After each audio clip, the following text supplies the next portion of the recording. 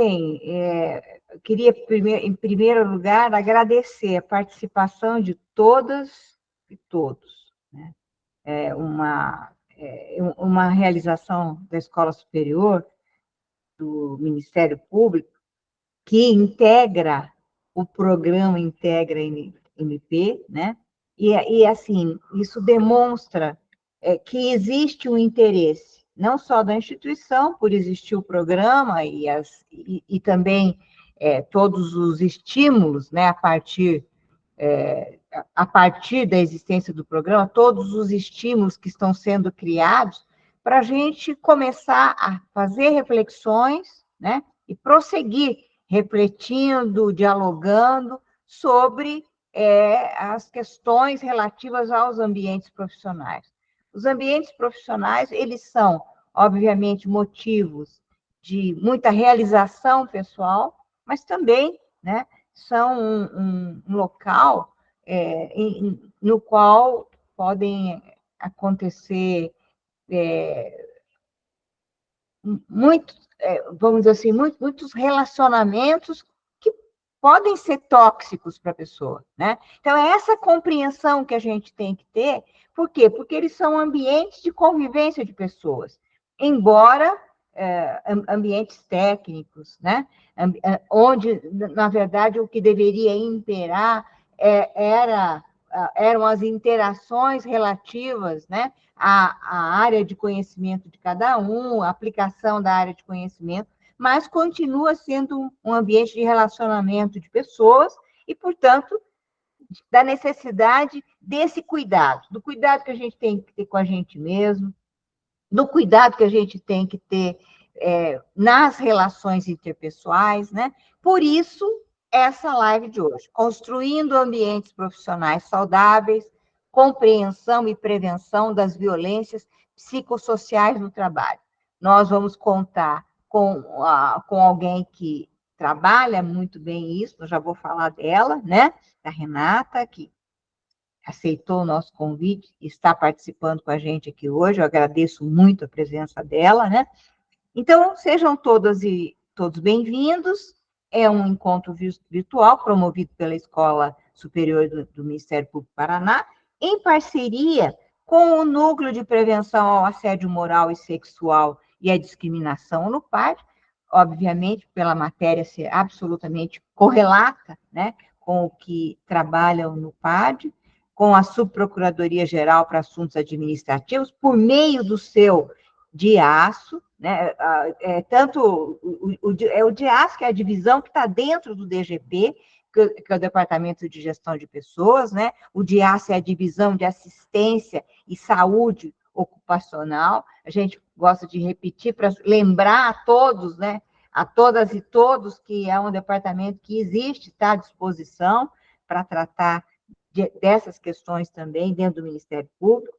E esse encontro de hoje busca compreender e prevenir fatores que geram sofrimento psicológico relacionado ao trabalho, especialmente as violências psicossociais do cotidiano laboral, em prol de uma cultura organizacional baseada no respeito mútuo e na valorização do indivíduo e que resulte em ambientes profissionais saudáveis e produtivos. É mais uma ação, reforço novamente, né, do programa Integra MP, ao promover a qualidade de vida no trabalho, o cuidado com a saúde mental dos integrantes da instituição e a qualificação dos seus gestores. É um programa que, em consonância com a Política Nacional de Saúde Mental no Ministério Público Brasileiro, instituída pelo Conselho Nacional do Ministério Público, CNMP, foi lançado no 6º Encontro Estadual de Servidores do Ministério Público do Paraná, que foi o ano passado, no mês de outubro, né? Que tem esse propósito de promover boas práticas e a formação continuada no âmbito de 3 eixos temáticos, os eixos desse programa Integra, né? Que é o Lidera MP, Humaniza MP e Organiza MP. Um tema como esse, ele perpassa os 3, o tema da live de hoje, ele perpassa os 3 eixos, né? Porque são aspectos que as lideranças precisam estar atentas, né? O Humaniza MP, justamente quando a gente começa a trabalhar esses temas, a gente está trabalhando para um MP com pessoas que sejam mais compreensivas, né? Mais preparadas para essa convivência no ambiente de trabalho, e o Organiza MP, obviamente, né? Porque isso também faz parte desses aspectos organizacionais de uma instituição como o Ministério Público. Novamente, agradeço a presença da expositora de hoje, a doutora em Psicologia Social e do Trabalho pela Universidade de São Paulo, a Renata Paparelli, e como mediadoras, contaremos com a participação da Procuradora de Justiça Mônica Luiz de Azevedo e da psicóloga Ana Amélia Bonetti, que a partir de agora vão assumir a mediação deste encontro. E passo a palavra nesse momento, para este início, a Mônica Luiz, e para o início dos trabalhos, tenha um ótimo evento. Obrigada. Obrigada, Sâmia. Quero cumprimentar a todas e todos e a cada um de vocês por dedicarem uma parte do seu tempo e da atenção a essa nossa importante reflexão conjunta sobre a saúde mental. Quero especialmente agradecer à professora doutora Sâmia Saad Galato Bonavides por também estar conduzindo a Escola Superior do Ministério Público. Eu acho que é notável mesmo essa iniciativa do lançamento do programa Integra MP, e precisamos efetivamente colocá-lo em prática nos seus diversos eixos. Acredito que nós já demos alguns passos em direção à proposta do Conselho Nacional do Ministério Público de implantar realmente uma política de saúde mental dentro da nossa instituição. E devo a isso, né, quero agradecer de público aqui a confiança, a estima do Procurador-Geral de Justiça, doutor Gilberto Giacoia, que teve a ousadia também de me incumbir como a presidência dessa nova comissão que estamos aí construída em várias mãos, né? Hoje, então, essa iniciativa da Escola Superior, ela integra também uma das propostas da Comissão de Prevenção dos Riscos à Saúde Mental, que é o alinhamento e a capacitação de todos os integrantes nessa área da saúde mental. Aqui também falo do lugar do Núcleo de Prevenção ao Assédio e às Discriminações, que é uma parte da saúde mental, né?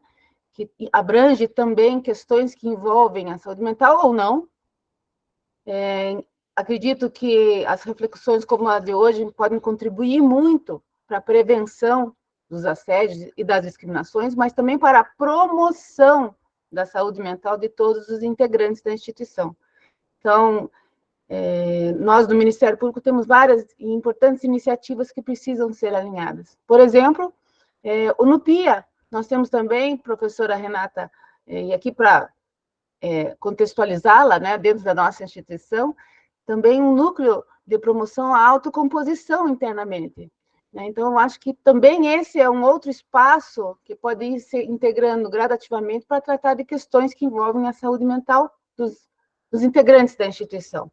Então, além do já anunciado DIASSO, que também é um departamento de saúde importante e conta também com um programa de acolhimento a questões que envolvem a saúde mental, nós temos várias iniciativas que precisam, sim, ser alinhadas e que a gente consiga promover uma efetiva diferença, né, na vida dos integrantes da instituição. E assim, fiquei pensando ontem como contribuir com essa discussão, como contribuir com esse diálogo.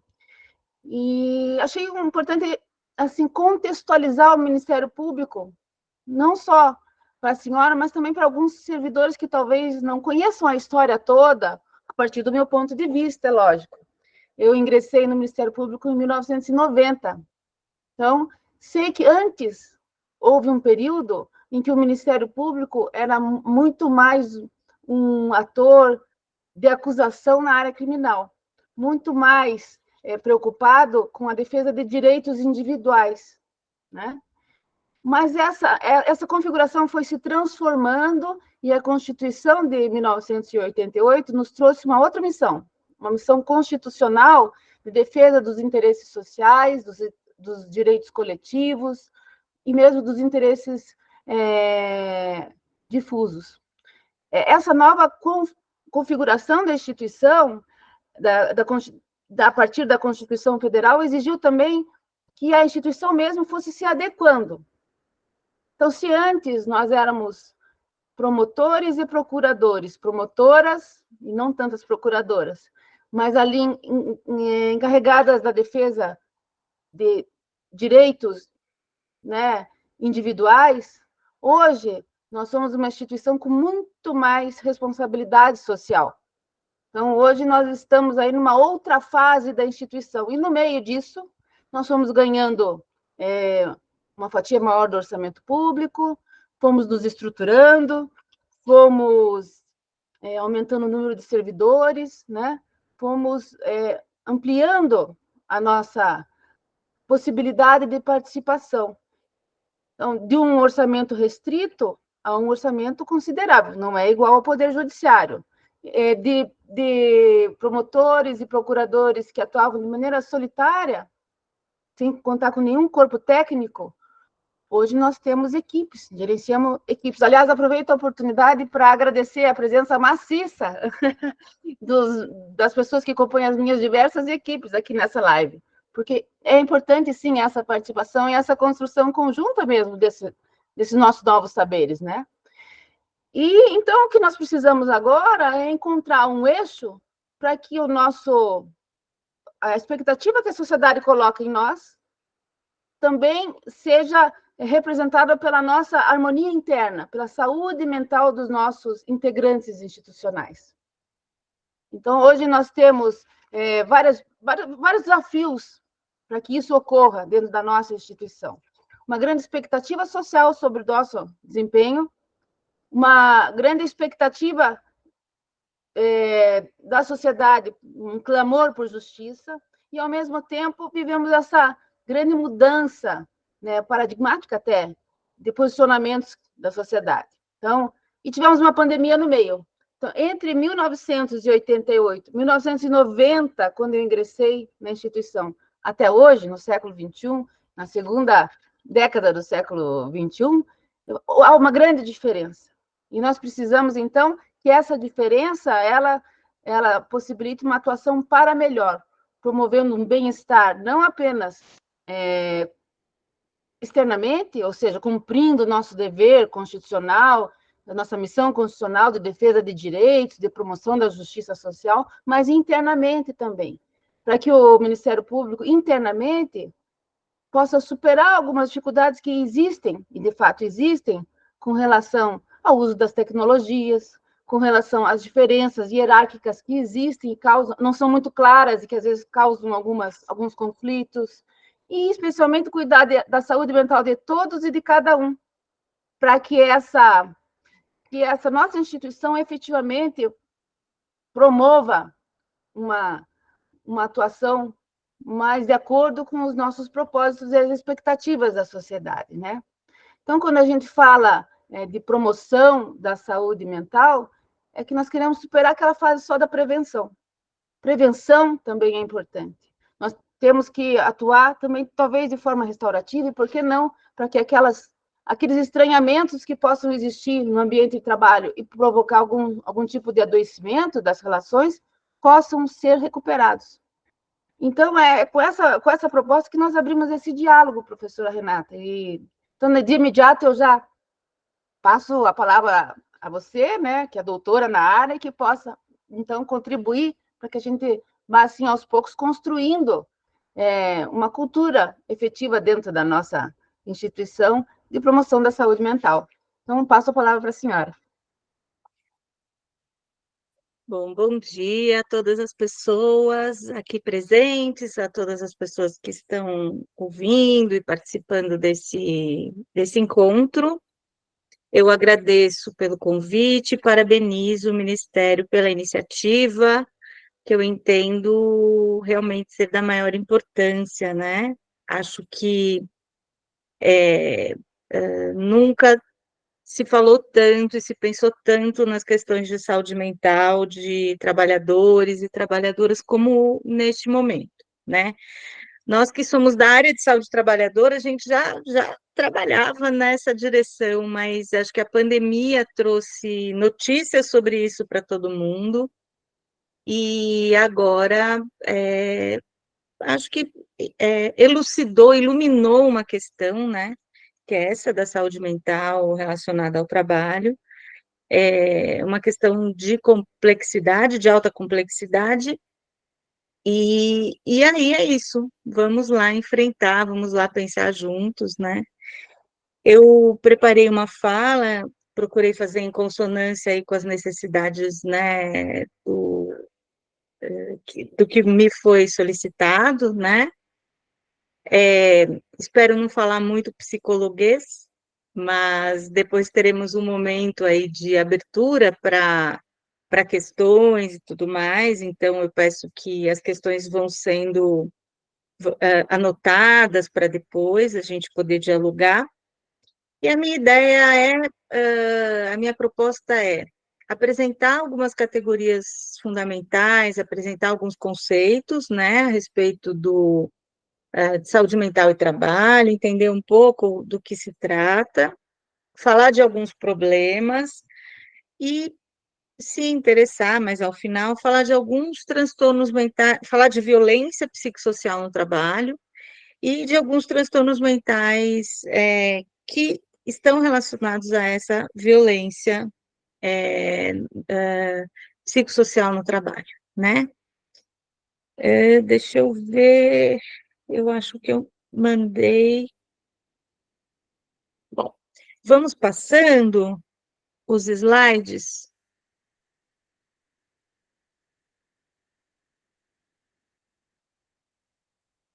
Eu estou em dúvida se eu mandei os slides corretos, mas vamos lá. Bom, então a primeira questão que acho que é importante pontuar, né, que até a doutora Mônica mencionou, outras pessoas mencionaram, é a questão da importância do trabalho na vida da gente, né?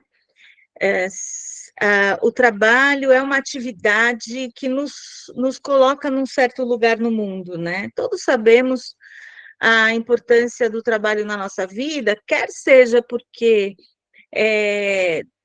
no processo de trabalho que nós nos inserimos em diversos grupos, quer seja porque também é o trabalho que ocupa a maior parte da nossa vida adulta, né? O maior tempo que a gente tem na nossa vida adulta é dedicado ao trabalho, ou à busca do trabalho, ou à qualificação para o trabalho, ou tudo isso junto ao mesmo tempo. Então, o trabalho nos coloca num lugar no mundo, o trabalho é fator de identidade, né? Quando alguém pergunta para a gente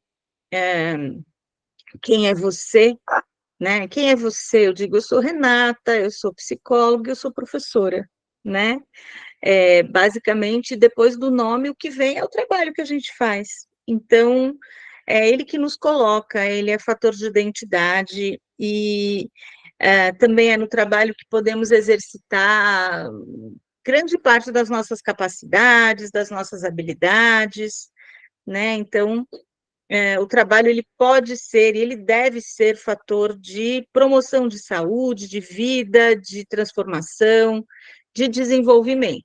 Mas muitas vezes a gente sabe que não é essa dimensão do trabalho a que se destaca aí no dia a dia, né? Próximo, por favor.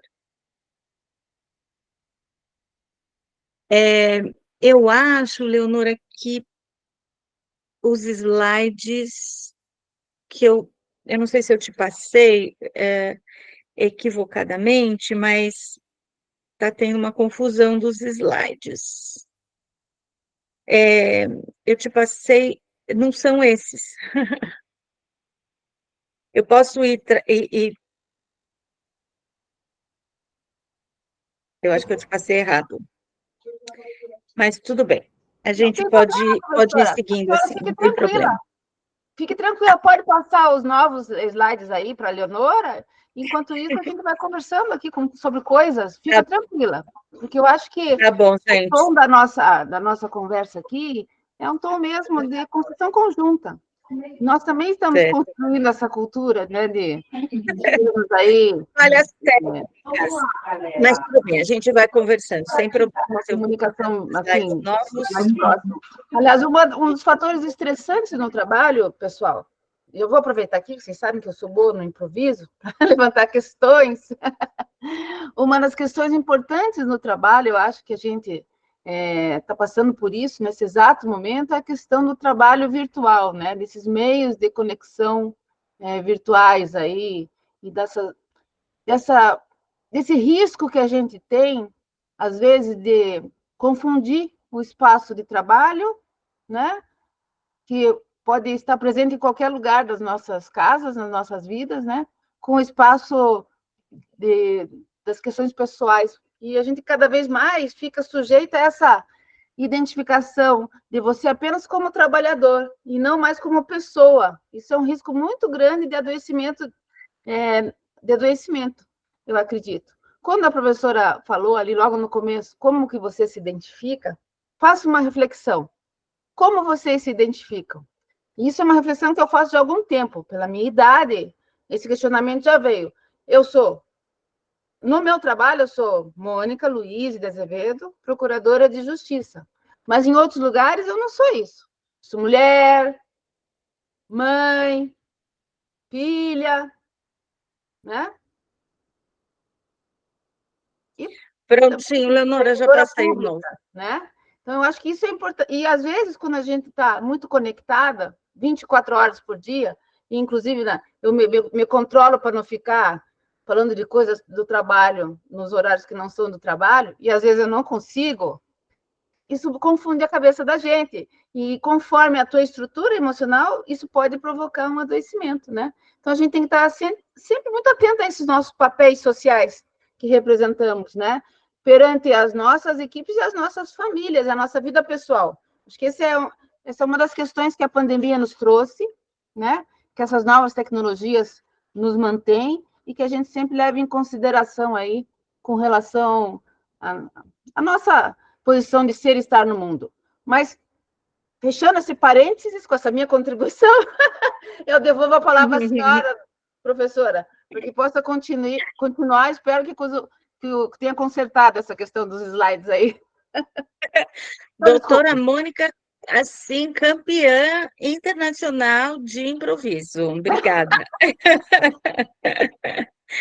Mas é verdade, doutora levanta uma questão super importante, que é uma reivindicação hoje de toda a classe trabalhadora, que é o direito à desconexão, né? Hoje se fala muito do direito à desconexão, e, de fato, eu mandei ontem, quase meia-noite, os slides errados para a Leonora. Mas é isso, assim, nós vivemos uma sociedade da conexão continuada, e ela e dessa multitarefas, né? Essa coisa da gente estar o tempo inteiro fazendo muitas coisas, e aí fica difícil, às vezes, fazer tudo com a exigência, né? Cumprindo com as exigências que nos são solicitadas. Mas, enfim, estava falando sobre a questão do trabalho, então, o trabalho como um lugar importante, o trabalho como um lugar de identidade, e que acaba, muitas vezes, se sobrepondo às outras dimensões da vida, né? E aí, ao mesmo tempo, no trabalho, nós também somos mulheres, e no trabalho nós também somos a pessoa inteira, né? Que nos constitui. E aí, a gente se pergunta, né, mas se o trabalho, ele carrega no seu interior todas essas possibilidades de potência, de vir a ser, de constituição de si, de identidade, por que o trabalho adoece, né? O que é que no trabalho produz adoecimento, e especialmente o que é que no trabalho constitui seu caráter penoso, né? Ou seja, esse caráter de produção de sofrimento psíquico. Nós costumamos dizer, olha lá, que bonitinho, obrigada, Leonora. Próxima, por favor. Essa daí. Então, veja, né, o que é que no trabalho determina seu caráter de penosidade? Então, como é que a gente pode falar de saúde no trabalho? Saúde no trabalho tem a ver com algo muito simples e muito complexo, que é essa possibilidade de respeito ao limite subjetivo de cada um, de cada uma. O que é limite subjetivo? Limite subjetivo define o quanto cada pessoa suporta as demandas do trabalho num certo período.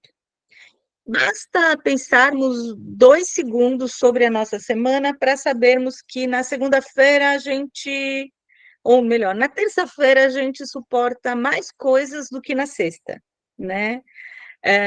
Ou melhor, para cada pessoa é um pouco diferente, porque às vezes a sexta-feira, com a proximidade do fim de semana, a gente aguenta mais coisas, enfim. Há uma variabilidade nesse limite subjetivo em cada um de nós e em cada período, em cada momento da nossa vida, né? Então, esse limite subjetivo, ele não é estático, ele não é imutável, ele é variável em cada um de nós e entre cada um de nós, porque o que caracteriza o humano, né, é essa diversidade e é esse caráter de mudança. Com isso, obviamente, que eu não quero dizer que o trabalho ele tem que se adaptar integralmente a todas as necessidades de cada pessoa o tempo inteiro, mas é preciso que possamos não apenas nos adaptar ao trabalho, mas também adaptar o trabalho a nós, também transformar o trabalho em algo possível e prazeroso de ser realizado, né? Por quê? Porque quando somos obrigados a ultrapassar esse limite subjetivo de modo sistemático, abre-se um espaço para o adoecimento. O que eu quero dizer com isso? Eu gosto de dar o exemplo do meu trabalho docente, né? No final do semestre letivo, professores e estudantes estão vivendo momentos difíceis, né? Os estudantes produzem e os professores corrigem, e todos estão com olheiras e todos estão cansados e exaustos, etc. Então, todo mundo está trabalhando no limite das suas forças, mas, depois disso, veio o período de férias. Então, é um período de recuperação das forças, etc. Trabalhar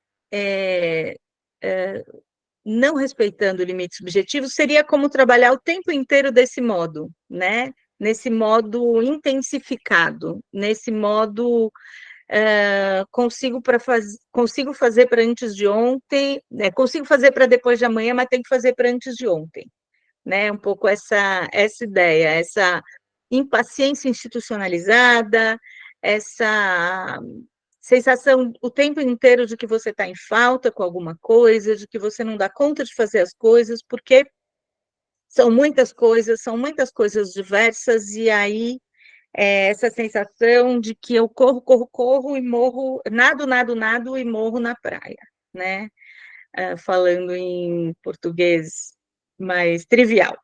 Então, veja, quando é que o trabalho se torna penoso? Quando, de modo sistemático e continuado, somos obrigados a ultrapassar o nosso próprio limite subjetivo. E, a depender do tipo de trabalho, a depender das instituições em que esse trabalho é realizado, essa questão do limite subjetivo, ela diverge, né?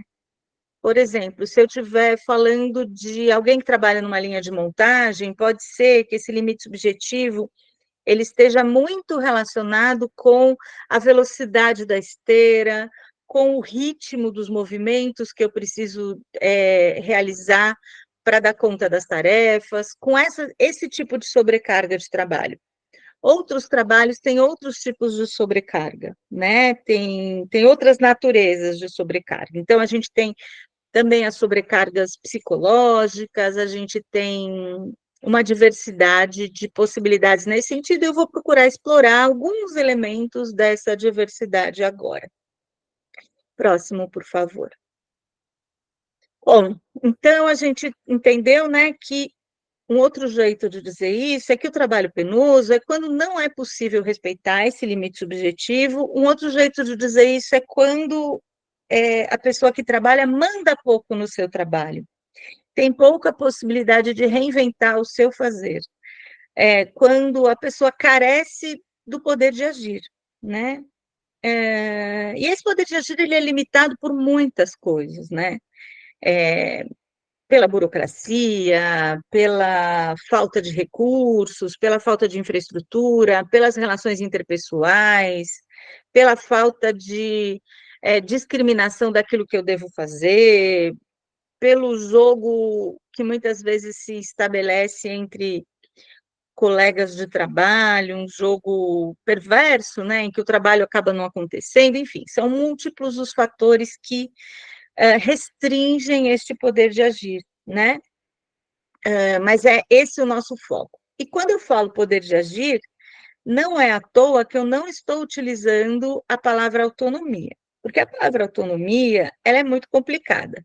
Muitas vezes se diz assim, você tem autonomia, né? Por exemplo, meu trabalho docente, você tem autonomia. E, de fato, meu poder de agir, ele é bastante amplo em vários sentidos, mas existe uma diferença entre autonomia e poder de agir, no sentido de que, muitas vezes, autonomia é uma espécie de se vira aí, né? Renata, você tem autonomia para organizar a semana de psicologia, total autonomia, e a verba é zero. E é no seu horário de descanso que você tem que fazer isso. Então, não é autonomia isso é se vira, esse negócio está largado na sua mão, isso não é autonomia. Então, poder de agir é ter recursos, é ter a possibilidade, de fato, de intervir sobre o trabalho. Intervir sobre o que é importante no trabalho, não sobre as firulas, né? Do tipo assim, você tem muita autonomia, você pode decidir a cor da parede. Eu não quero decidir a cor da parede, eu quero decidir coisas que importem de verdade, e não detalhes e engodos, né?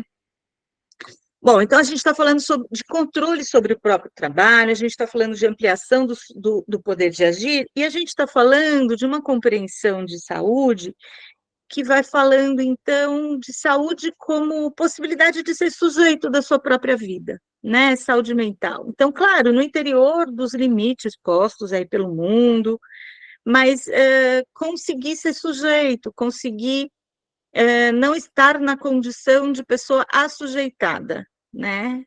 De pessoa que acaba estando num lugar em que se perde a sua condição humana, que é a sua condição de ser que produz coisas, que inventa, que intervém, que é ativo no seu processo de vida.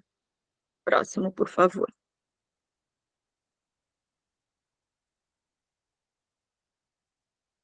Próximo slide, Leonora, por gentileza. Obrigada. Uma das coisas, então, que vai restringir esse poder de agir, né, são as formas de gestão.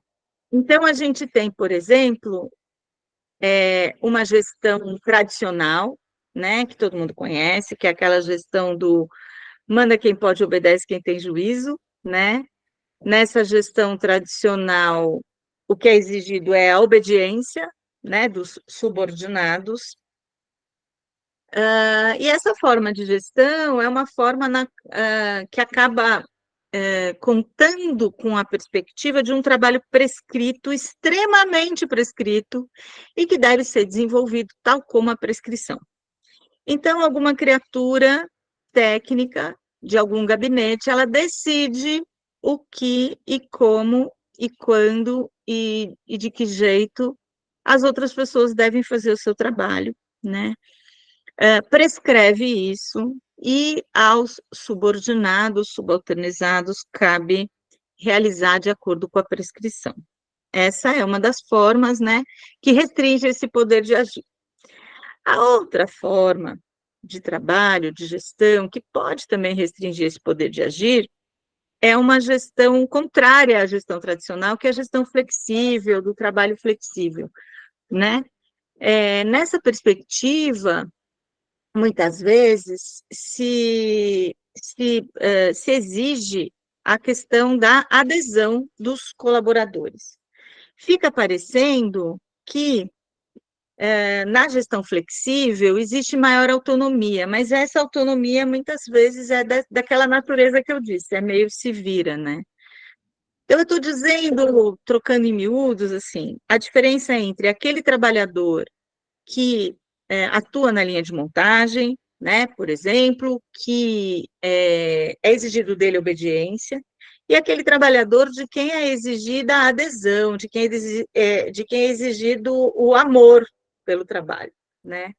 Então, são as formas de organização do trabalho que trabalham com a perspectiva da sedução. Como, por exemplo, quando o trabalhador tem que bater... O trabalho bancário é um bom exemplo disso. O trabalhador tem que bater metas de produtividade e ele se engaja e é exigido dele um engajamento, né?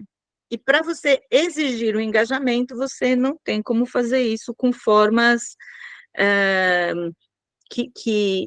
com formas punitivas, né? Para você conquistar o engajamento de alguém, você precisa utilizar estratégias de sedução. Uma outra questão que está presente aí, né, nessa ampliação do poder de agir, é a diferença entre o trabalho prescrito e o trabalho real. Tanto na gestão tradicional como na gestão flexível, existe um trabalho que é prescrito, né? Aquelas linhas que dizem o trabalho do professor é 2 pontos. Sempre então, 3, 4 linhas, né? E o trabalho real do professor são compêndios, assim, 15 livros daqueles compêndios gigantes, né? Então, o trabalho prescrito de cada um de nós sempre é algo que tem um caráter de controle, que parece que você vai conseguir realizar exatamente daquele jeito. E o trabalho real é sujeito a todo tipo de contingência, mudança, chuvas e trovoadas, né? Um bom exemplo e bastante radical é o que aconteceu com a gente na pandemia, né? Então, meu trabalho prescrito como docente se transformou e se reinventou integralmente na pandemia, não só por conta da necessidade das questões técnicas, né? Então, de realizar aulas remotas, etc., mas também porque um dos meus grandes trabalhos na pandemia foi construir a possibilidade de manter a esperança para os estudantes, né? A esperança no futuro. Isso não está previsto no meu trabalho prescrito, assim como tantas outras coisas que eu faço no meu dia a dia. Pode passar, por gentileza. Outras questões que têm relação com esse impedimento do poder de agir, ou com essa restrição do poder de agir, e aí eu falo de uma coisa que, em geral, é muito presente no serviço público, é o trabalho impedido, né? O que é o trabalho impedido, gente? Aquele trabalho que eu considero que é o meu trabalho, por exemplo, no meu caso, educar, pode ser impedido por uma série de questões, né? Então, a precariedade das condições de trabalho, a burocracia, as regras que são incompatíveis ou às vezes são contraditórias entre si e que impedem a realização do meu trabalho. Então, assim, eu trabalho o dia inteiro, quem está olhando diz, Renata está trabalhando, ela trabalha o dia inteiro, 8 horas por dia, 12 horas por dia, mas de fato, esta pessoa, ela consegue fazer aquilo que ela considera o seu trabalho, né? Eu vou dar um exemplo do agente comunitário de saúde que trabalha numa UBS fazendo visitas domiciliares. Se ele vai promover cuidado em saúde na UBS, então ele vai fazer as VDs, né, como eles dizem, e ele vai ter toda uma atenção, né? Então, imagine que ele vai fazer a visita domiciliar de uma pessoa idosa, e que, para promover o cuidado a essa pessoa idosa, ele vai ter que despender muito tempo, porque ele vai entrar na casa, ele vai tomar um cafezinho, ele vai comer bolo, ele vai conversar com essa pessoa idosa, para saber daí se a pessoa está tomando seus remédios, se a pessoa está conseguindo realizar aquilo que ela precisa para promover saúde, né? Então, caminhadas, enfim. Ele vai precisar de um tempo, ele vai precisar de um engajamento na atividade para fazer essa visita domiciliar. Mas isso pode ser absolutamente incompatível, e em geral é isso que os agentes comunitários de saúde dizem para a gente, é incompatível com as metas de visitas diárias que ele precisa realizar, Então, ele precisa fazer X visitas diárias por dia, e isso é incompatível com esse cuidado que ele precisa oferecer para essa pessoa idosa, entende? Então, assim, ele vai trabalhar o dia inteiro, ele vai fazer muitas VDs aceleradas e sem sentido para ele e para o usuário do serviço da UBS. E, portanto, ele vai viver essa experiência do seu trabalho impedido, né? Então, muitas vezes, especialmente no caso dos servidores públicos, a gente vê essa questão do trabalho impedido. E o trabalho impedido, obviamente, é o oposto do poder de agir, né? Que eu vinha falando anteriormente. Às vezes, também, uma questão que está relacionada com esse impedimento é aquilo que eu vou chamando de ações quixotescas. Então, é aquele servidor, aquela servidora, que num cenário em que tudo falta, isso acontece muito, muito, muito em professoras e professores da rede municipal, da rede pública de ensino, né? Então, num cenário em que tudo falta, essa pessoa se sente conclamada pessoalmente e individualmente a tentar dar conta de tudo. Então,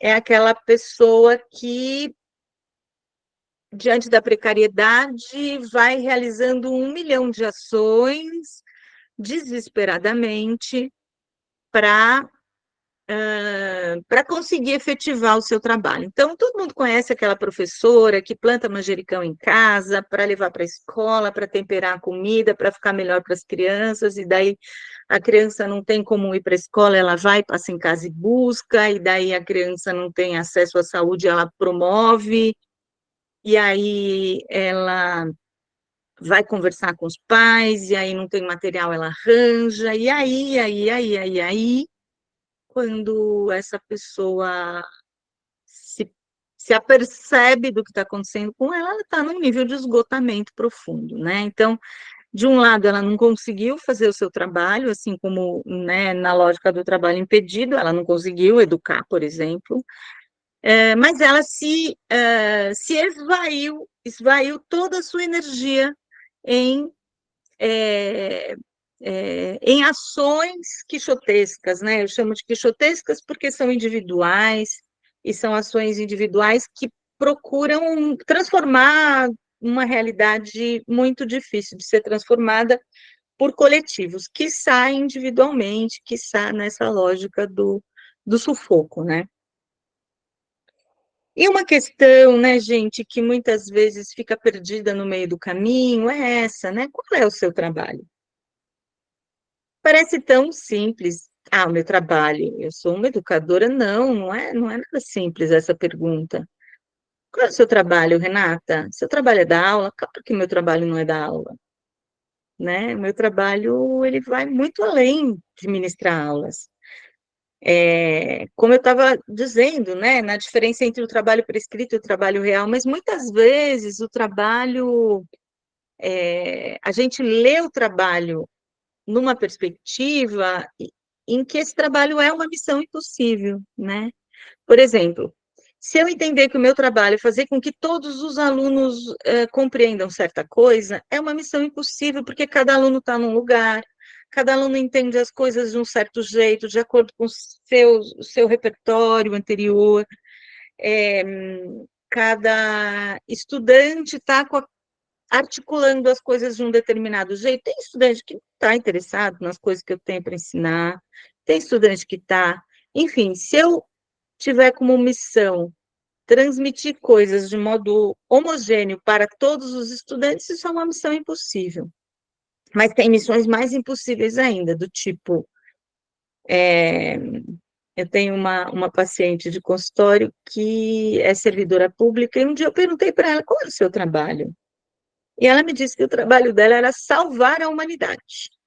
E aí eu disse, desculpa, mas eu tenho uma péssima notícia para você, não vai rolar. Você não vai salvar a humanidade, né? E aí a gente foi trabalhando, discutindo qual é. Bom, o meu trabalho é atender pessoas, então tá. Então, atender pessoas numa quantidade de atendimentos possível, com muita qualidade, naquilo que está na sua mão realizar, é bem diferente de salvar a humanidade, né? E no caso dela, uma série de limites, né? Quer dizer, o trabalho dela vai até um ponto, mas depois desse ponto tem o trabalho de tantas outras pessoas, e aí tem as políticas públicas, e aí tem 1 milhão de coisas que precisam ser providenciadas que não estão na governabilidade dela enquanto trabalhadora, menos ainda dela enquanto indivíduo trabalhador, né? Então, qual é o seu trabalho? É uma boa pergunta, né? Até onde ele vai, até onde ele pode ir, e até onde a gente pode ampliar, e até onde, quais são as interfaces desse trabalho com outros trabalhos, e como isso tudo se constitui no interior de uma política pública. Acho que é desse nível de complexidade que a gente está falando, né? Mas se o meu trabalho é salvar a humanidade, não vai, ele está fadado ao fracasso absoluto, então a gente já pode ir mudando desde já esse botãozinho de dial aí, porque não vai rolar. E para a gente pode parecer óbvio quando eu digo isso, né, do trabalho dessa minha paciente, mas a gente faz isso no nosso, né, muitas vezes. Então, ainda mais num trabalho como servidores públicos, e eu não sou servidora pública, mas eu sou educadora, então, nesse sentido, a gente se solidariza, porque a gente se identifica, melhor dizendo, porque existem trabalhos que acabam assumindo um caráter de missão ou um caráter de afirmar o direito alheio, né? E se a gente trabalha na afirmação do direito alheio, a gente tem uma espécie de convocação subjetiva, né? E aí é que a missão impossível, ela flerta com a gente. Próximo, por gentileza.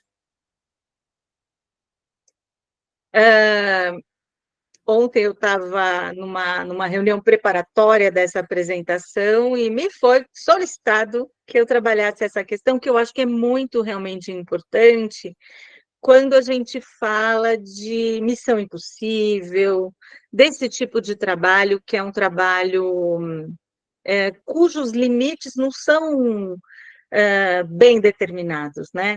Nem os limites da jornada de trabalho, nem os limites do próprio trabalho.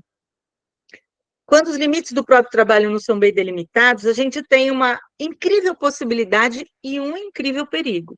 A incrível possibilidade é essa, de ampliação do seu poder de agir.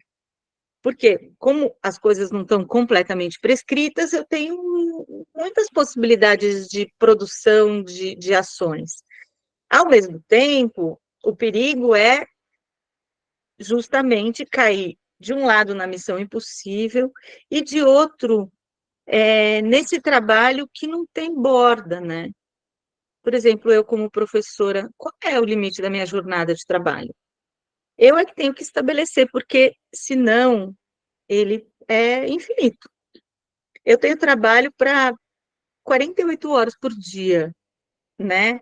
Porque sempre pode melhorar, sempre eu posso fazer uma aula melhor, sempre tem um filme, sempre tem um artigo, sempre tem um artigo no outro periódico, sempre tem um periódico que eu não conheço, sempre tem um professor, uma aula, uma palestra, sempre tem um sempre. Então, o quanto basta, né? O quanto basta e qual é a minha jornada, são coisas que muitas vezes a gente mesmo tem que definir, né? E isso tem a ver com o poder de agir, porque o poder de agir se dá num espaço circunscrito, ele não se dá no tudo, né? O tudo e o nada, eles conversam muito bem, né? Porque é isso, se eu tenho que salvar a humanidade, acaba que eu não faço nada, porque eu fico impotente diante dessa missão, que é hercúlea, que é impossível, né? Então, muitas vezes, nesse processo, a gente pode cair numa sensação de impotência, né? Nossa, o mundo é tão complexo, é tanta coisa para fazer, tem tanta política pública que não existe, tem tanta coisa que é precária, que falta, que então eu me sinto absolutamente impotente diante da minha missão. Quando eu me sinto impotente diante da minha missão, em geral, ela é impossível, né? É porque eu estou num circuito que junta de um lado a impotência, porque do outro lado tem a onipotência. Né? A onipotência e a impotência andam juntas, elas são irmãs, elas estão na mesma escala, né? Então, acho que o convite é sair disso, que é impotência e onipotência, ou eu salvo a humanidade ou eu não faço nada, ou eu me sinto absolutamente impotente diante do real, é sair desse lugar e ir para um outro que é assim, do lugar que habito profissionalmente nesse mundo, o que é possível fazer em certa direção. E fazer bem feito, e fazer com qualidade, e fazer com aquela coisa que é o gosto pelo fazer bem feito, né? Acho que dias bons no trabalho são dias em que a gente consegue fazer coisas e a gente consegue olhar para elas e dizer isso ficou bem feito, né? Isso tem qualidade. Então, o que é possível fazer de melhor, com qualidade, numa certa direção. E para conseguir isso, eu preciso fazer isso com outras pessoas, né? Porque trabalhos que envolvem alta complexidade convocam equipe, né? Sozinha eu não dou conta de fazer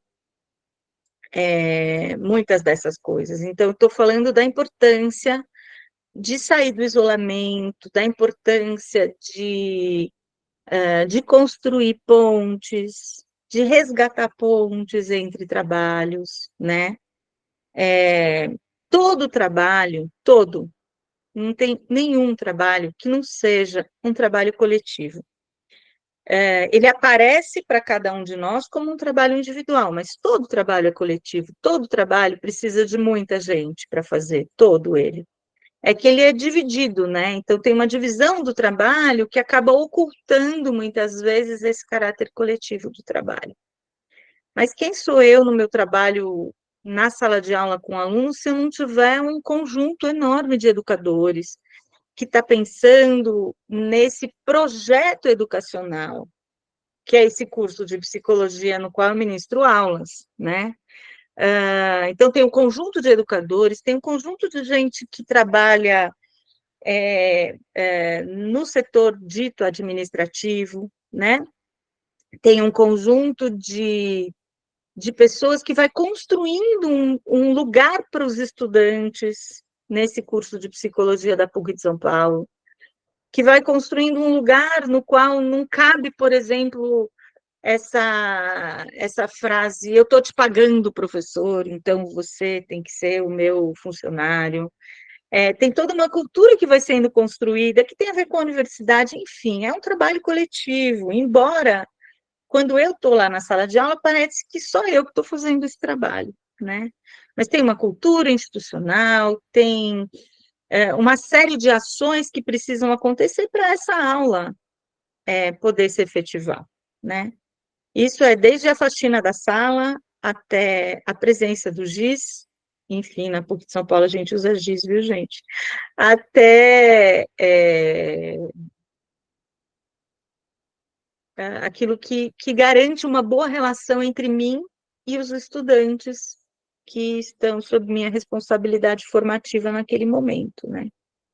Então, sair do isolamento. Acho que também, quando a gente fala de impotência, de onipotência, a gente também está, muitas vezes, diante de um fenômeno que é o da desistência do trabalho, né? Quando eu chego numa instituição e vou trabalhar com promoção de saúde mental e tal, e vejo pessoas raivosas, vejo pessoas chorando, vejo pessoas vejo pessoas afetadas, com muitos afetos, né? Atravessadas por afetos diversos, eu vejo ali um ambiente muito promissor para fazer um trabalho. Porque tem pulsação, tem movimento, tem afeto, tem afetação.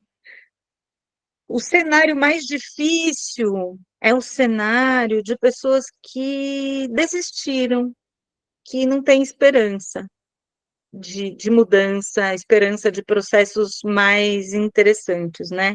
de construção de outros processos. Então, muitas vezes, assim, nesse cenário de impotência, onipotência, de missões impossíveis, eu encontro pessoas que desistiram, sabe? E é fácil olhar para essas pessoas e chamá-las de vagabundas. Gente que não quer trabalhar, gente que está encostada, gente que está ocupando espaço no mundo e respirando demais e consumindo oxigênio, sabe? Embora deva existir gente que, enfim, só não está afim e pronto, o que a gente mais identifica é que não é exatamente isso, gente que não está afim e pronto, mas sim gente que desistiu. E desistiu depois de um processo muito grande de tentativas, muitas vezes quixotescas, muitas vezes tentativas no interior dessa missão impossível, e aí vai desistindo. E essa desistência, ela é algo extremamente desconfortável. Está longe de ser um lugar bacana de ocupar. Na verdade, é um lugar de muito adoecimento. Esse lugar de quem desistiu e continua tendo que dedicar 8 horas do seu dia a essa desistência. Até a aposentadoria chegar. É muito tempo, né, gente? Até a aposentadoria chegar. São muitos conjuntos de 8 horas diárias de nada. Então, como é que a gente vai resgatar essas pessoas? Essa é uma coisa muito importante e que a gente tem que pensar se a gente quer promover saúde, né?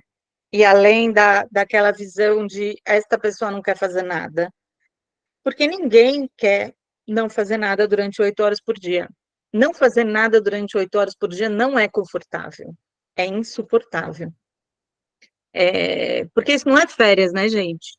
Uma coisa é férias, né? São as férias, a gente está lá vivendo coisas incríveis, ou descansando, ou lendo, ou tomando sol, enfim, aquilo que traz alegria para as pessoas, mas e conforto. Não, ficar sem fazer nada o dia inteiro durante porções de 8 horas até se aposentar não se equivale às férias, né? Uma outra questão, né, que a gente vai vendo muito assim, que tudo isso tem alguma relação com aquilo que eu estava falando do poder de agir, né, gente?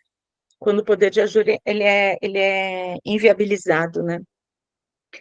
É uma coisa que a gente vê muito nos dias de hoje, que é o comportamento vitrine, eu não sei que nome ainda dá para isso, mas que é essa coisa que se assemelha às redes sociais, né? Todo mundo está bem, né? Menos eu, mas o resto das pessoas está ótimo. Nossa, eu só vejo gente assim, comendo comida gourmet, entendeu? As pessoas comem comida gourmet, só eu como arroz de ontem com ovo frito, que é o que sobrou na geladeira. O resto come comida gourmet, as pessoas todos os dias estão felizes, estão ótimas, estão sorrindo, menos eu, né? E aí eu me sinto sozinha, eu me sinto isolada, eu me sinto mal. E muitas vezes todo mundo está se sentindo assim, gente. Uma vez eu atendi uma servidora, que era uma situação assim, limite, assim, muito inacreditável, porque ela era uma servidora condenada todos os dias a não fazer nada, porque nada era atribuído a ela. Ela queria muito fazer coisas, ela era uma jovem socióloga e ela queria muito fazer o trabalho, só que não lhe era atribuído nenhum trabalho. E ela vivia essa situação de fazer de conta que ela trabalhava e ela achava que era só ela e ela sofria demais com isso. Bom, resumindo a história, eu era a psicóloga dela, né?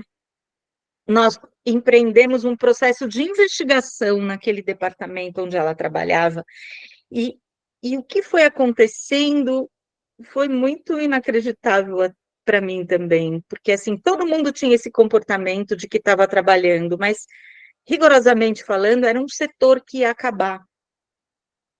Sabe aquele setor que vai que vão acabar os servidores públicos? Travou, gente? Alguém disse aí que travou a apresentação? Não? Sabe assim, aquele setor que vai ser extinto, mas ninguém avisou os servidores, e aí então a ideia é esperar essas pessoas desaparecerem para privatizar, para não ter mais servidor público, para ter outro tipo de contratação. Era desse tipo de coisa, assim. Então, era um comportamento vitrine e, na verdade, as pessoas dessa repartição, deste setor, elas não tinham trabalho para fazer, porque o coordenador ele não repassava, porque havia uma acusação de corrupção, então ele não dividia o trabalho. Enfim, eu sei que eu estou falando de uma coisa muito específica, mas muitas vezes a gente se sente assim, num cenário kafkiano, né? Em que parece que só a gente está vivendo certas coisas e a gente olha para dentro e o comportamento vitrine de todo mundo impede a gente de se identificar e isso descamba para coisas muito difíceis, né? E aí a pergunta, às vezes, que eu faço assim, para a pessoa como é que você se porta no seu trabalho? E, em geral, a resposta é como se eu tivesse ótima também. Então, ninguém vai desconfiar que você não está bem, porque você está parecendo como ótima, assim como todo mundo. Então, como é que a gente quebra esse espelho falso, né? E pode chegar para o colega e dizer, eu não estou legal, não estou bem. O que a gente pode fazer com relação a isso, sabe? Tem que quebrar essa ilusão, né? Delirante de que está todo mundo o tempo inteiro bem e feliz e ótimo e maravilhoso e engajado e proativo e porque ninguém é assim, né? E se a gente não puder olhar para aquilo que produz sofrimento, a gente não consegue enfrentar, né? Mas para isso a gente tem que ver que tem sofrimento, né? Tem que olhar para isso. O que é muito difícil em alguns cenários institucionais hoje em dia. Próxima, por gentileza. Bom, vou dar alguns pitacos, assim, porque estou vendo o horário, né? Mas eu vou falar algumas poucas coisas sobre violência psicossocial no trabalho e eu estou falando a partir desse livro que eu recomendo para quem tiver interesse na área. Trabalho e Desgaste Mental, Direito de Ser Dono de Si Mesmo, de uma professora brasileira que é extremamente importante, não só no cenário nacional, nessa área, que é a professora Edith Seligman Silva. Próximo.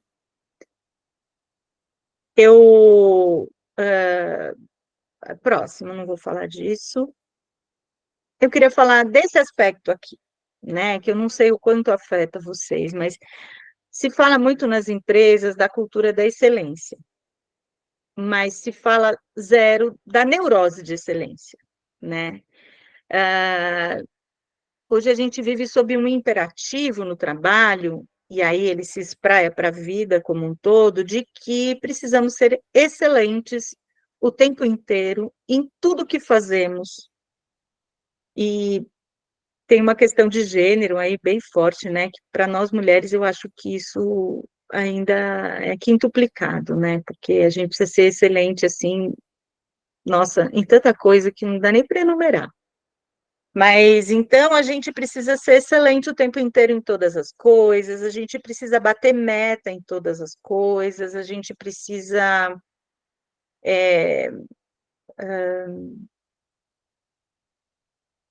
nesse jogo de espelhos todo deformado, em que todo mundo é incrivelmente maravilhoso, a gente também precisa ser. E aí, o quanto que essa neurose de excelência, né? Então, eu preciso exigir do outro que ele seja excelente, eu preciso exigir de mim mesma essa excelência. Não abre espaço para essa violência psicossocial no trabalho, né? Para esse afrouxamento de princípios éticos ou morais. Hoje a gente vê no mundo do trabalho muito sofrimento ético, que é a questão relacionada a gente ter que fazer coisas que vão contra nossos próprios princípios éticos, né? No trabalho em vendas, por exemplo, isso é muito presente, assim. eu trabalho muito com bancários há muitos anos, e aí uma das questões que a gente vê é como o bancário, para bater as metas que ele tem que bater, ele acaba tendo que enganar as pessoas.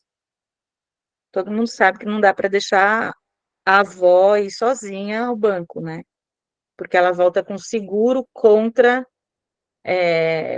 queda ao escalar o Himalaia. E ela tem 98 anos, porque ela volta, assim, título de capitalização, então ela volta com 5. E aí, por que que o bancário faz isso? Porque ele adora, ele diz assim, eu nasci para enganar idosos. Não, gente, ninguém gosta de enganar idosos, né? E de enganar pessoas. É porque tem que bater meta. Então, muitas vezes, assim, no interior dessa neurose de excelência, da gente ter que fazer coisa demais, ou coisa de um jeito que não é o jeito, a gente acaba tendo que fazer coisas que vão contra os nossos próprios princípios, e isso se aplica também quando a gente olha e vê um colega sofrendo violência no trabalho. E aí a gente fecha os olhos, né? E a gente fecha os olhos porque a gente não tem esperança de que aquilo mude e a gente tem medo. E isso é sofrimento ético, porque a gente não aprendeu assim. Quando você vira alguma pessoa sofrendo violência, você faz de conta que você não viu. A gente não aprendeu assim, né? Nossos pais não ensinaram assim, a gente não gosta de fazer isso. Então, existe uma cultura que dá oportunidade ao assédio. Muitas vezes hoje se chama ética de prurido ético, e ética não é coceira, né? Ética não é coceira, não é prurido, ética é ética.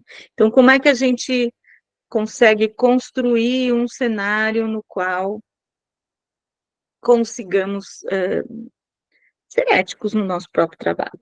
Acho que é um desafio, né? Estou levantando 1 milhão de bolas, vocês estão percebendo, né, gente? Minha expectativa não é que a gente corte todas, não, mas que vá deixando aí coisas para pensar. Próxima, por favor. E aí a gente ainda vive isso, né? Um cenário em que as coisas mudam muito, a gente nem tem muitas vezes como se adaptar a uma coisa e ela já muda, e a gente vai vivendo um cansaço, né? Acho que não é à toa que tem autores que estão falando da sociedade do cansaço. A gente fica cansado, né? Porque é o tempo inteiro, a questão da desconexão e tudo mudando, né? Eu já desisti.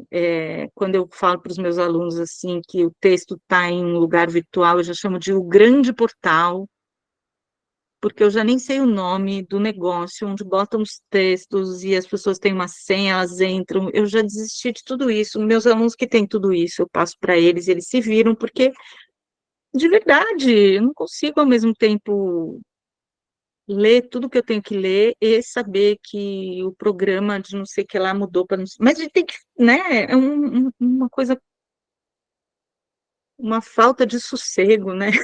Para fazer as coisas, porque o tempo inteiro elas ficam mudando, né? No sentido difícil, não no sentido bom de mudança, né? Próxima, por favor. Próxima. Eu tinha levantado, assim, algumas coisas para falar, que são expressões clínicas dessa violência psicossocial no trabalho, mas eu acho que não dá tempo de falar, eu vou falar 3 sílabas só.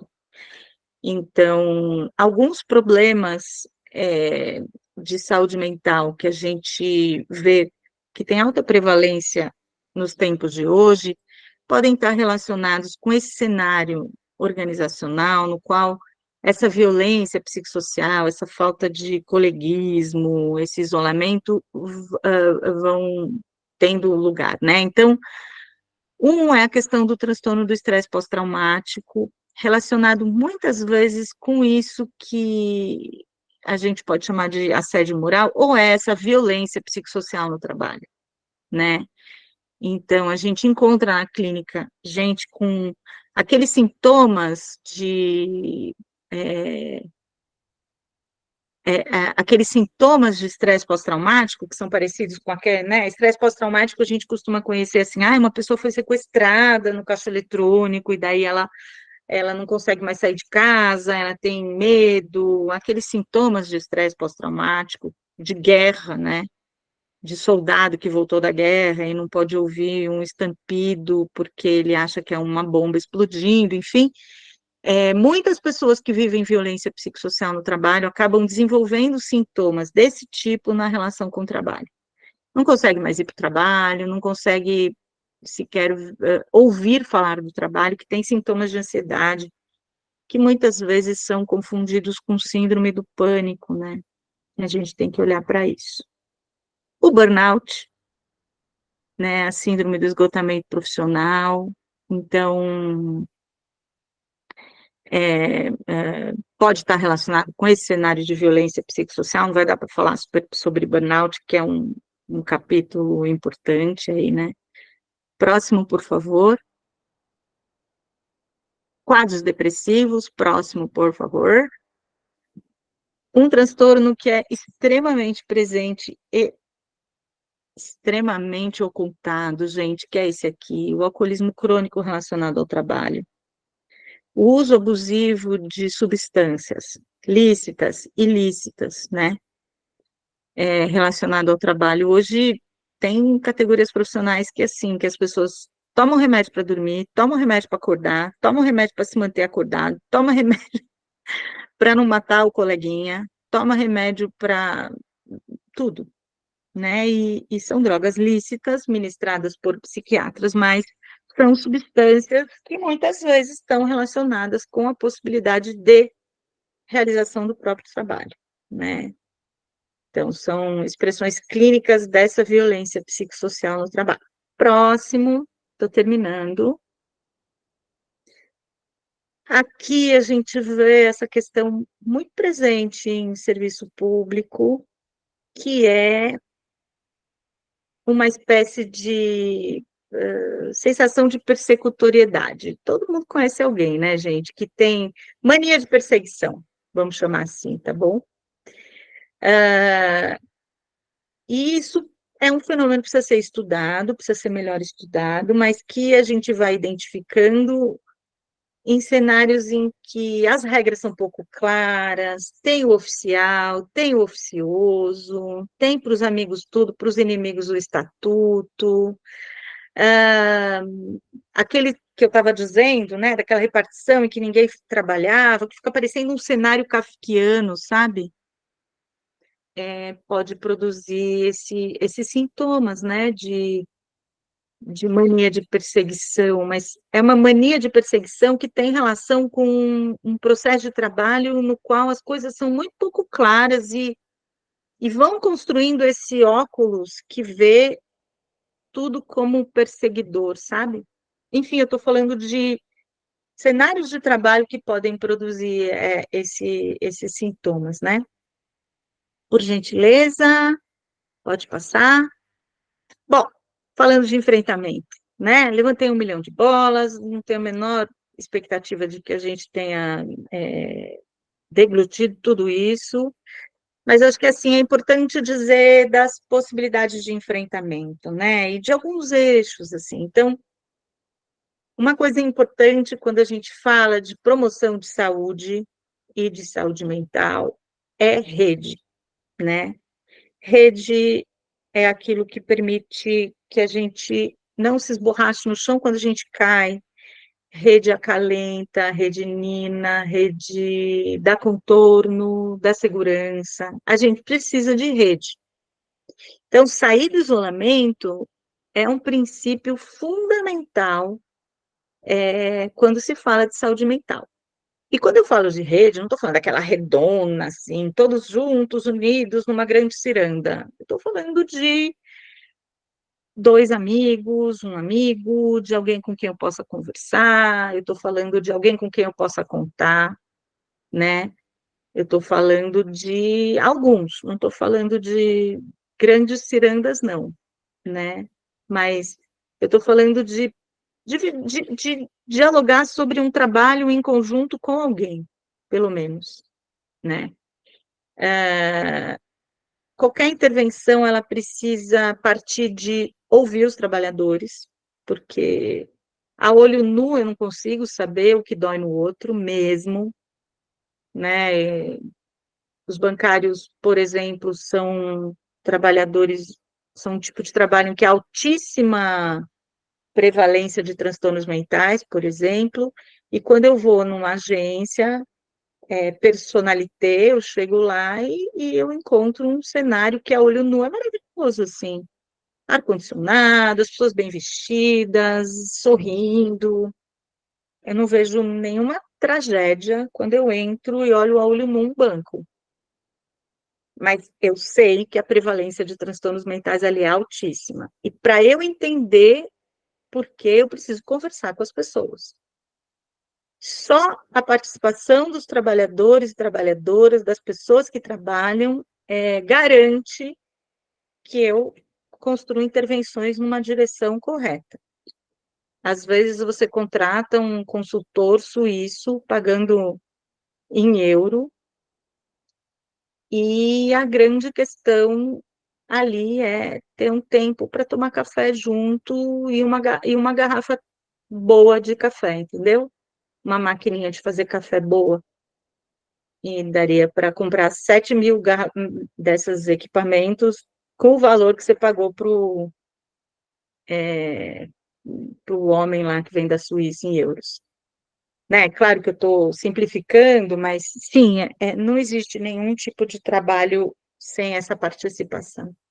E no sentido de ampliação do poder de agir, né, das pessoas.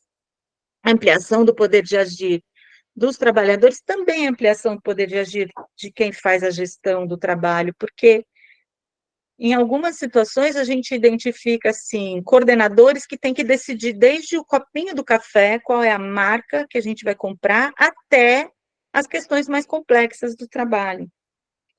O poder de agir desse gestor está extremamente limitado quando ele tem que fazer todo esse tipo de tarefas. Ele está assoberbado e ele está desesperado. Se ele puder compartilhar essas responsabilidades com as suas equipes, vai ser mais legal para todo mundo, né? Porque isso é ampliar o poder de agir de todo mundo. Enfim, gente, não dá para falar de modo geral de todas as coisas, né? É claro que as coisas têm suas singularidades, especificidades, e cada um de vocês vai olhar no seu próprio trabalho, no seu próprio setor. Mas, enfim, acho que alguns princípios aí são esses. Não sei se eu falei demais, não sei se eu falei muito psicologuês. Enfim, Não, doutora, acho que é isso. fique muito tranquila que não teve psicologuês. Tudo bem que eu sou suspeita a dizer também, mas muitas bolas, né, doutora Renata? Muitas bolas, realmente. Eu fiquei aqui pensando, refletindo o tempo todo, o quanto toda a sua fala trouxe muito mais reflexões até do que perguntas, sabe?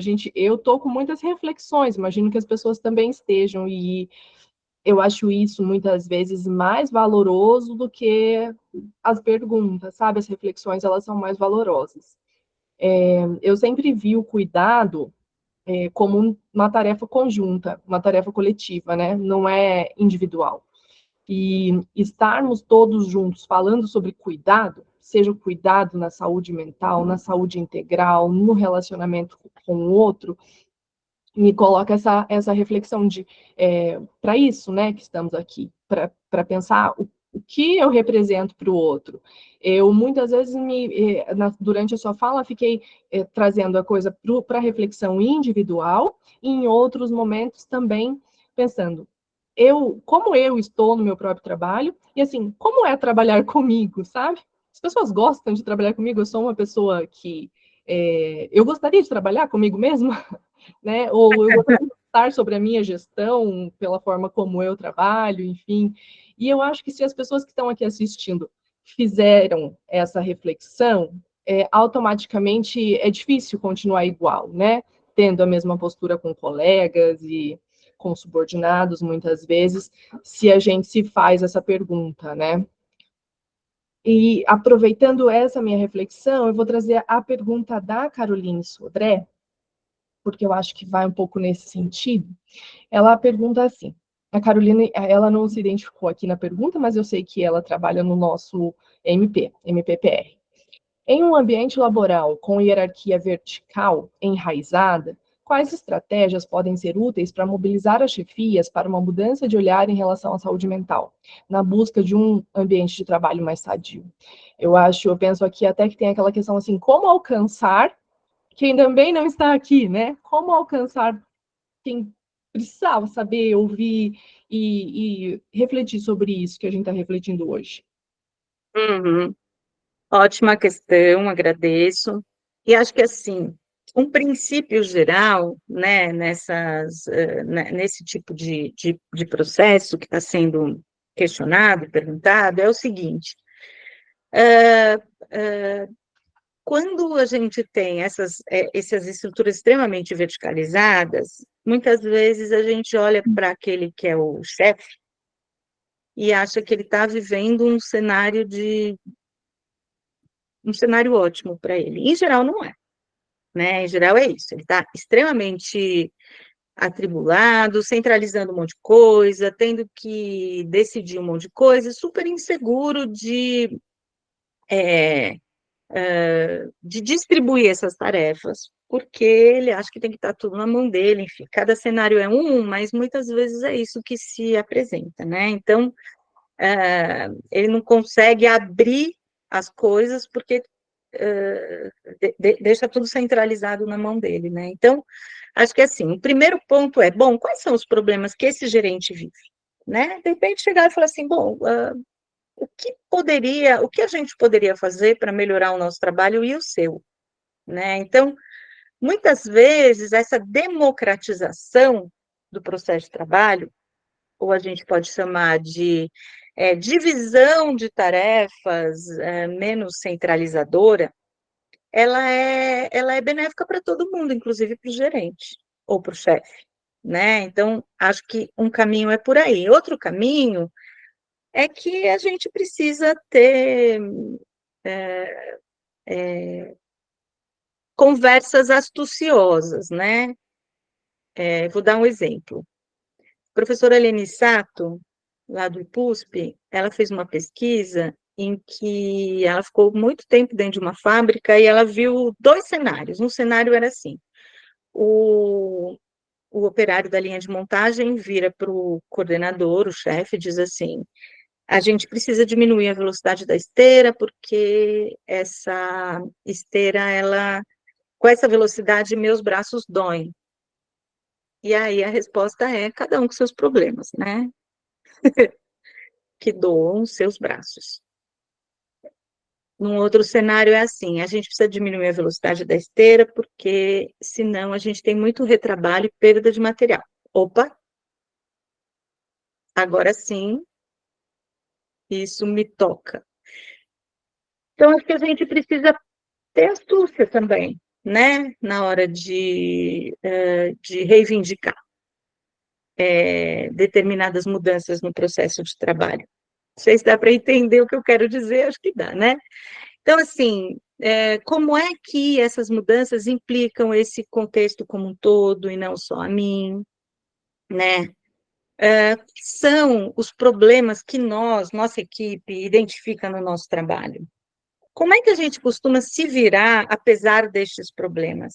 O que a gente gostaria que fosse transformado? Porque às vezes também a gente chega para o gerente e fala assim, a gente precisa que as coisas mudem. O quê?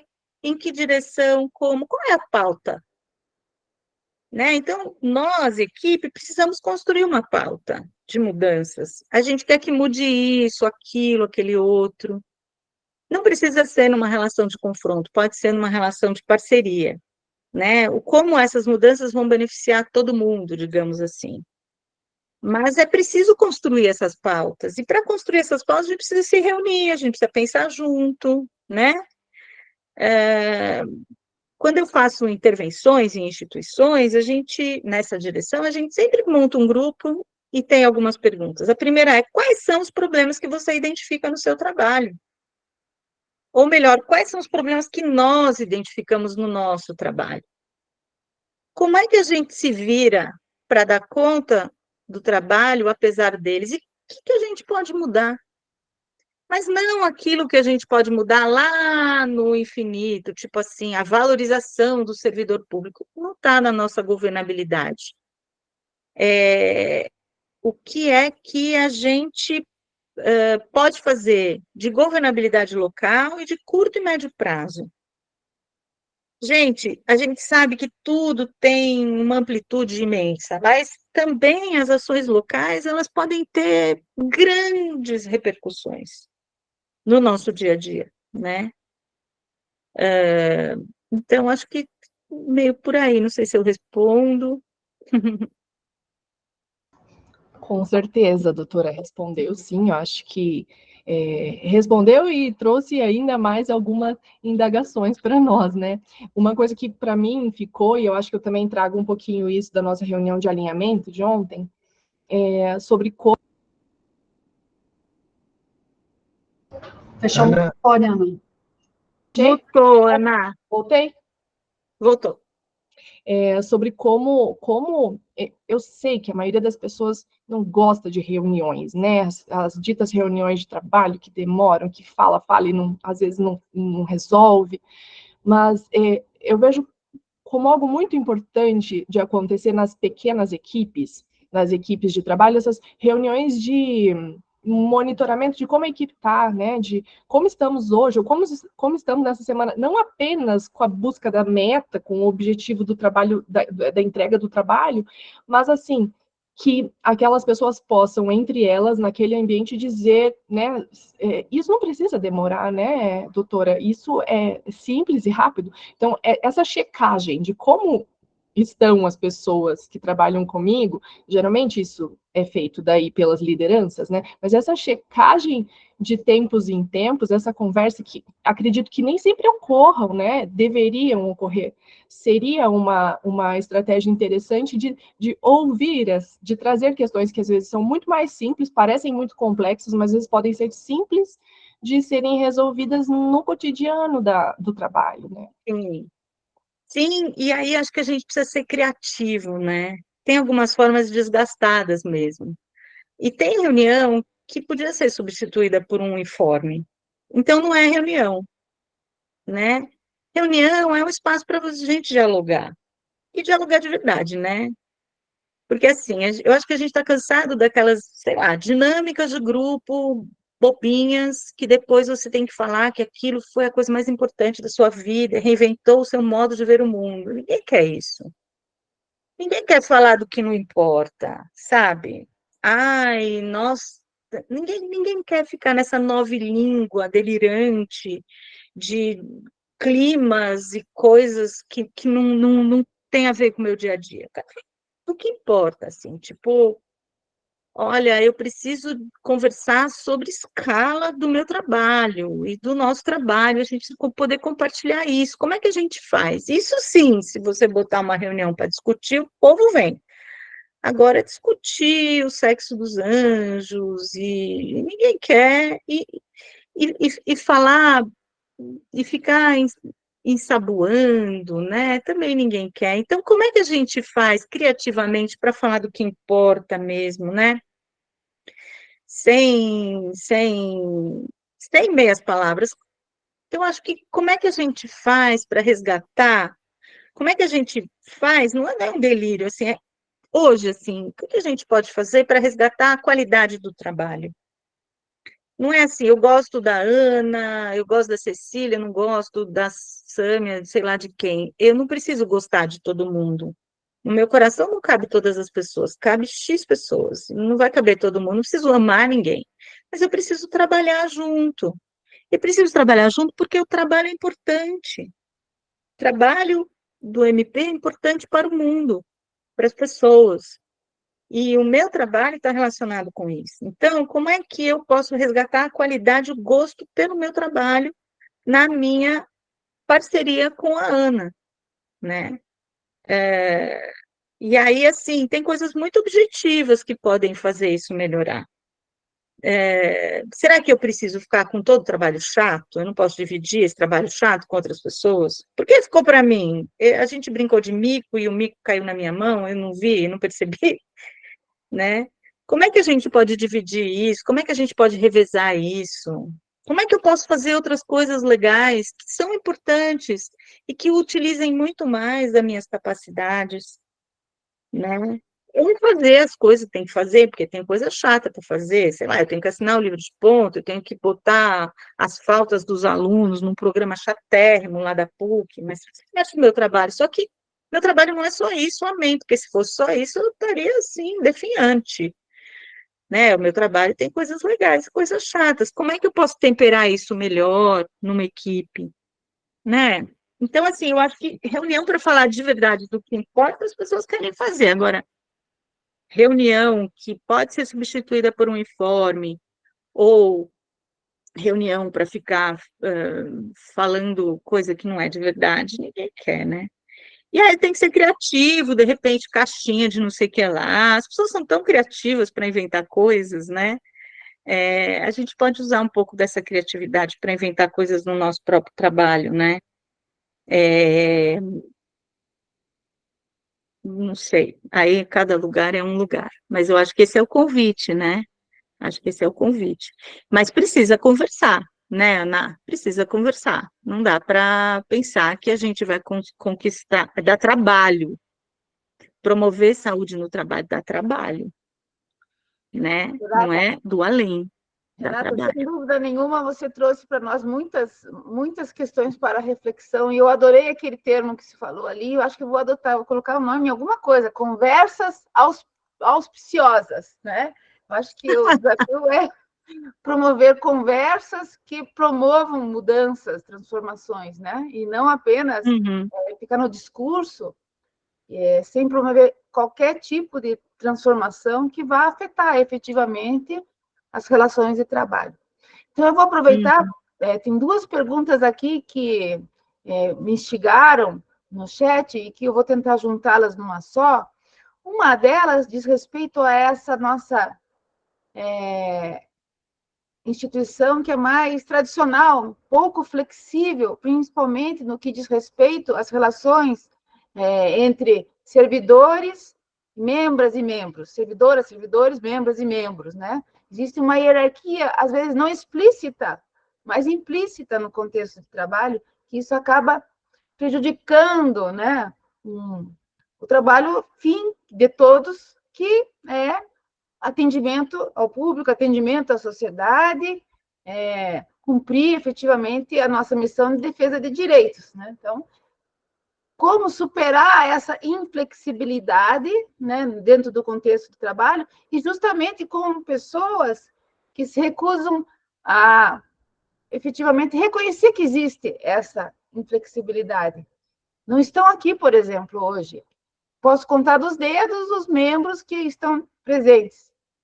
A maioria Sim. são servidores. Aliás, eu quero aqui aproveitar para agradecer a presença maciça de pessoas do Ministério Público do Pará, que estão aqui presentes em peso.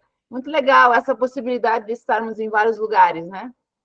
Então, como romper essa barreira, como promover essas conversas, né, de uma forma eficiente, né? Ajudando que a instituição também promova a saúde mental e crie ambientes de trabalho saudáveis. Acho que esse é um desafio. Você já falou de várias possibilidades, e cada vez que a gente conversa sobre isso, a gente vê outras mais. Mas, como você é a profissional da área, né? Então, eu faço essa provocação, porque a gente vê isso aqui, já vai anotando, todo mundo vai anotando aí como uma tarefa de casa, né? Acho que a gente está ainda no início dessa caminhada dentro da nossa instituição, nesse sentido. Sim. Nós temos alguns locais de acolhimento, nós temos, por exemplo, no PAD, nas questões de assédio, discriminação, por exemplo, o serviço de saúde, que é vinculado ao DIASO, que é o SAMP. Nós temos agora essa nova comissão de saúde que começa a engatinhar e adquirir alguma feição, mas quais são as estratégias que você já viu que são eficientes, né? E outra questão que eu acho que é importante que a gente resgate aqui, nesse momento institucional, ali, essa dimensão do possível, né?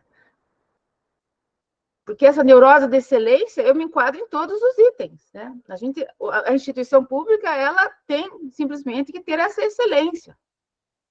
E a gente tem todas essas questões aí que permeiam a missão impossível, que nós não vamos conseguir.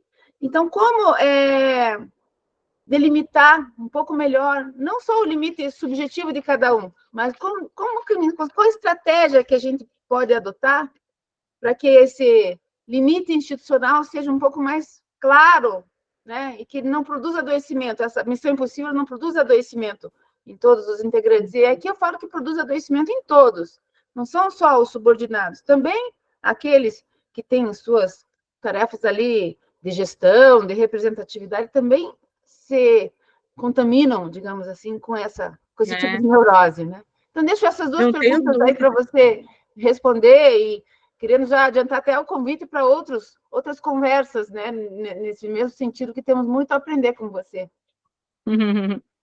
Então, gente, obrigada, doutora Mônica e todo mundo, né, enfim, que está construindo essas questões, são muito pertinentes, muito bacanas, e eu acho que é isso, né, eu acho que assim, vocês estão indo num ótimo caminho, vocês estão pautando essas questões, né, não está todo mundo aqui, mas isso se espraia, vocês estão pautando, vocês estão construindo grupos e construindo espaços e projetos, isso tudo é muito importante, isso tudo vai levantar bolas e vai levantar poeira de lugar que o pó está assentado há muito tempo, né? Então, vamos nos preparar para esses ventos levantadores de pó que são bons, né?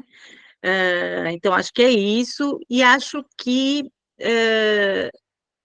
uma pessoa diante de uma chefia poderosa, ela sendo ninguém, né? É dar murro em ponta de faca, é ser bucha de canhão, levar essas questões. Mas um coletivo que vá no sentido de propor mudanças no processo de trabalho, mudanças legítimas, acho que é diferente, né? Então, acho que nessa direção da construção de pautas, e de pautas factíveis, e de mudanças que tem que começar de coisas pequenas, né? Numa UBS, por exemplo, tinha uma reunião, que eu participei de uma intervenção, tinha uma reunião que era uma reunião dessas que podia ser substituída por um informe.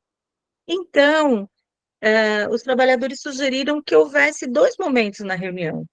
Um momento de informes, circunscrito ao tempo X, e o restante de debate de determinadas pautas que fossem construídas a partir de uma caixinha no caso ali, era uma caixinha de sugestões de pautas sob anonimato, porque funcionava ali naquela instituição.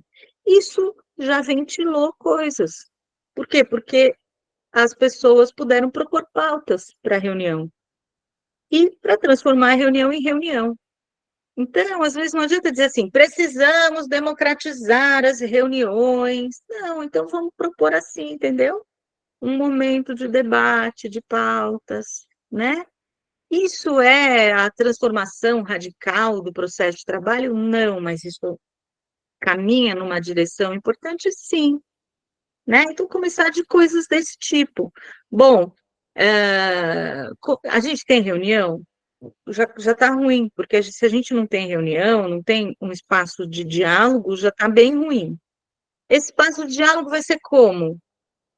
Né? Vai ser de diálogo ou vai ser de audição de informes? Né? Como é que a gente vai ganhando espaço, né, para as questões que a gente precisa trabalhar de modo astucioso e pensando em coisas factíveis, porque também, gente, às vezes a gente encaminha para a gerência, para o gestor, para o chefe, coisas que ele não sabe nem o que fazer com isso.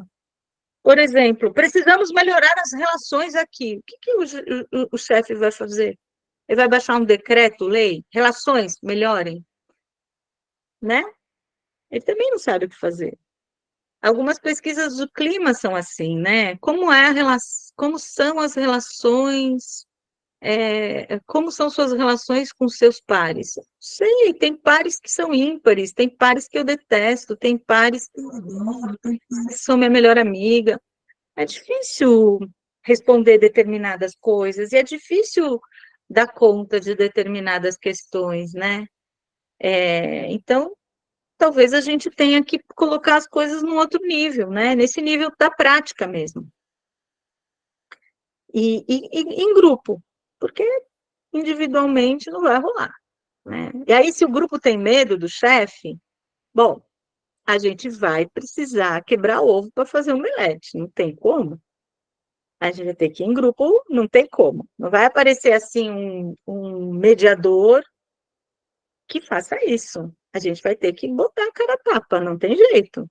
Só que botar a cara a tapa botar um monte de cara a tapa junto é diferente de eu botar minha mão ali no fogo sozinha, né?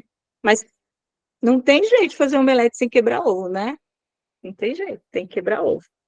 Agora a gente vai quebrar para fazer uma omelete para todo mundo comer, uma coisa deliciosa, cheia de queijo e iguarias, um monte de temperinhos bons.